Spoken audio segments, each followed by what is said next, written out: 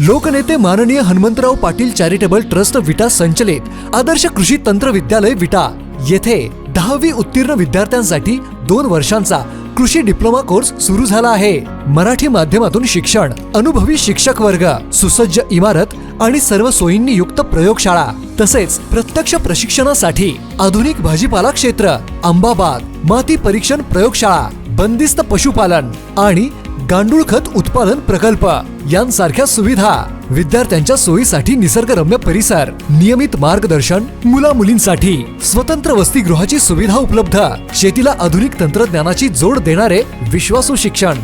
पत्ता आणि संपर्क आपल्या स्क्रीनवर।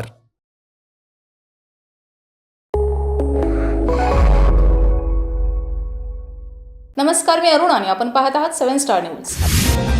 महाराष्ट्र नवनिर्माण सेनेच्या वतीने कडेगाव तालुक्यातील वांगी गावातून जाणाऱ्या राज्य महामार्गावरील नागरिकांच्या सुरक्षेचा गंभीर प्रश्न जिल्हा प्रशासनासमोर मांडण्यात आलाय।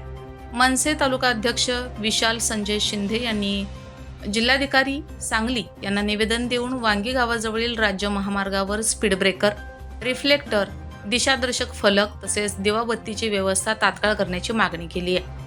गेल्या 1.5 वर्षापासून सार्वजनिक बांधकाम विभागाकडे सातत्याने पाठपुरावा करूनही कोणतीही ठोस कार्यवाही करण्यात आलेली नसल्याचा आरोप निवेदनात करण्यात आलाय। वांगी येथील वाल्मिकी नगर परिसरात वारंवार गंभीर अपघात होत असून आतापर्यंत 2 नागरिकांना आपला जीव गमवावा लागल्याचंही निवेदनात नमूद करण्यात आले। तसेच दर 2-3 दिवसांनी लहान मोठे अपघात घडत असल्याचे नागरिकांमध्ये भीतीचे वातावरण निर्माण झाले। संबंधित काम करणाऱ्या ठेकेदाराची मुदत संपूनही त्याच्यावर कोणतीही कारवाई करण्यात आलेली नसल्याचा आरोप करण्यात आला असून स्थानिक अधिकाऱ्याकडून केवळ उडवाउडवीची उत्तरे दिली जात असल्याची नाराजीही व्यक्त करण्यात आली आहे। मनसेच्या वतीने संबंधित ठेकेदार व दुर्लक्ष करणाऱ्या अधिकाऱ्यावर कठोर कारवाई करण्याची मागणी करण्यात आली असून नागरिकांच्या सुरक्षेसाठी तात्काळ स्पीड ब्रेकर, रिफ्लेक्टर, दिशादर्शक फलक आणि दिवाबत्तीची व्यवस्था करण्याची मागणी प्रशासनाकडे करण्यात आली आहे। Bureau report 7 star news.